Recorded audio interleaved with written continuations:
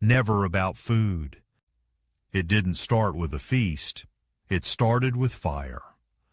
Long before pilgrims carved turkeys or families passed plates, Thanksgiving meant placing something precious on an altar and watching it burn. It was never about comfort, it was about surrender. In the ancient world, gratitude wasn't spoken, it was sacrificed. When the psalmist said, "Offer to God a sacrifice of thanksgiving," it wasn't poetry, it was literal. The people brought the best of their harvest, their flocks, even their oil, not to enjoy, but to give away. Thanksgiving was the moment you acknowledged that everything you owned was borrowed from heaven. It was the act of saying, "I trust you more than what you've given me." But over centuries, we changed the meaning. Gratitude became a feeling, not an offering. We started measuring thankfulness by fullness, by tables heavy with food instead of hearts heavy with reverence. The altar became a dining room. The sacrifice became a side dish. The first Thanksgiving in Scripture didn't end with leftovers. It ended with smoke rising toward heaven. Because true gratitude always costs something. It demands that we release what we love to honor the one who gave it. Maybe that's why the Bible never defines Thanksgiving as eating, but as giving. Because real thanksgiving isn't measured by what's on the plate, but by what's on the altar. Weapon of worship. To Israel, Thanksgiving wasn't a polite, "Thank you." It was a battle cry. When David lifted his voice in gratitude, it wasn't after the fight was over. It was the fight. He thanked God before the victory, while the enemy still surrounded him.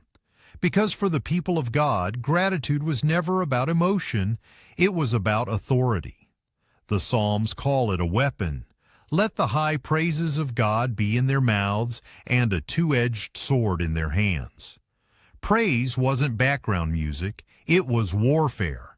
Each shout of thanks was a declaration that darkness had already lost. Gratitude reminded heaven and hell who ruled the battle. But somewhere along the way, we forgot that. We turned worship into performance and thanksgiving into manners. We bow our heads politely instead of raising our voices in faith. We thank God for comfort, but not in conflict. And when fear strikes, our silence gives it strength. The ancients understood something we've lost, that a grateful heart disarms despair. When you give thanks in the middle of chaos, you're not ignoring the storm. You're declaring it won't have the final word.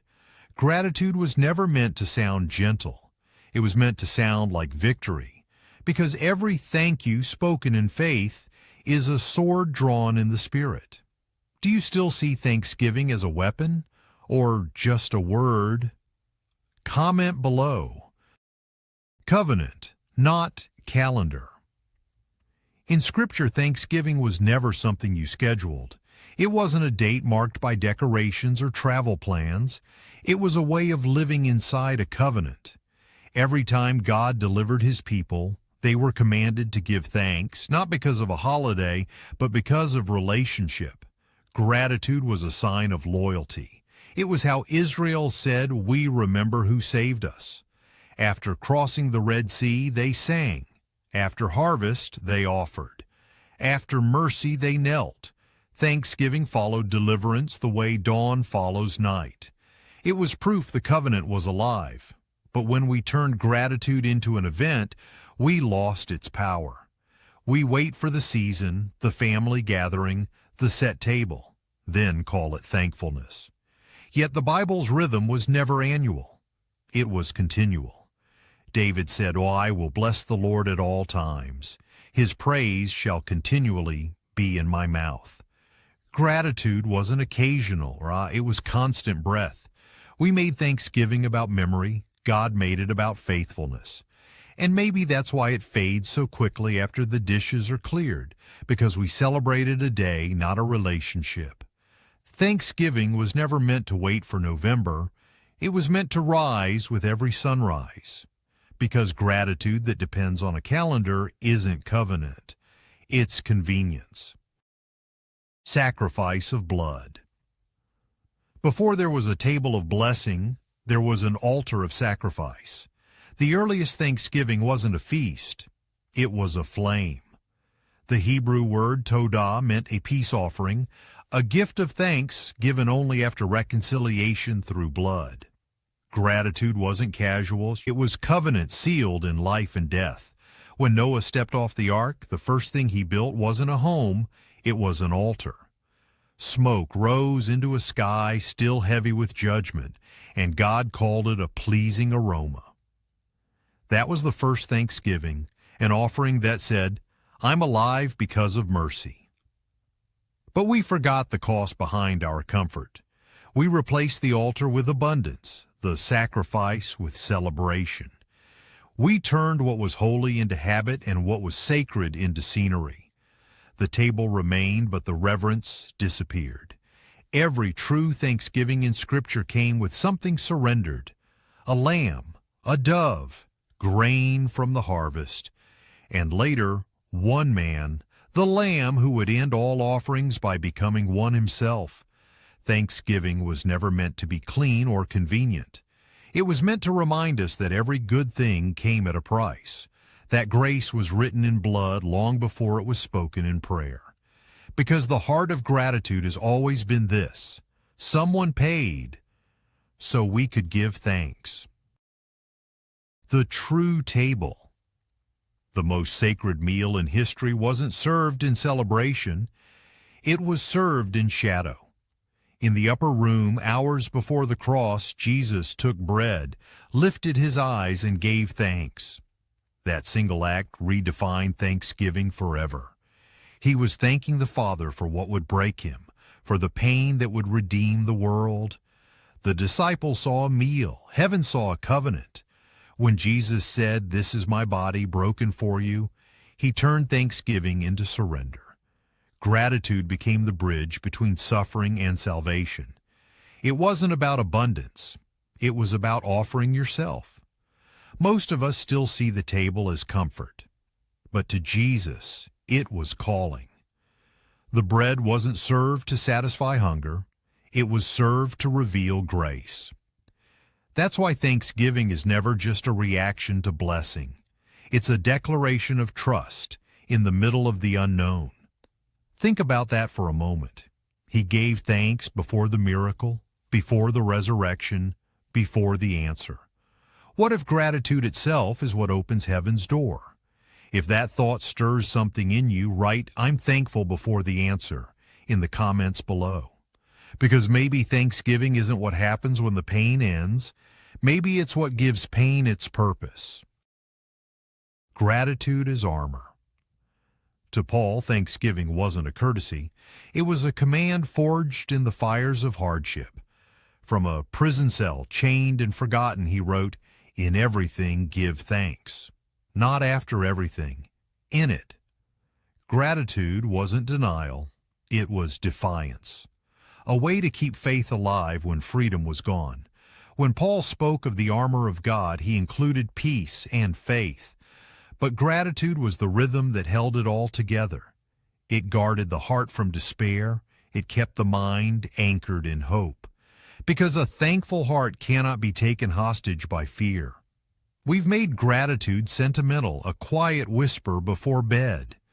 But to the early church, it was survival. They gave thanks while hunted, prayed while bleeding, sang while the world mocked them. And somehow their joy grew louder than their pain. Gratitude doesn't erase suffering. It redefines it. It turns prisons into pulpits and losses into lessons. Every thank you whispered through tears becomes a shield the enemy cannot pierce. Because Thanksgiving was never meant to follow victory, it creates it. And when words of thanks rise from broken ground, hell trembles. Prophecy of the kingdom.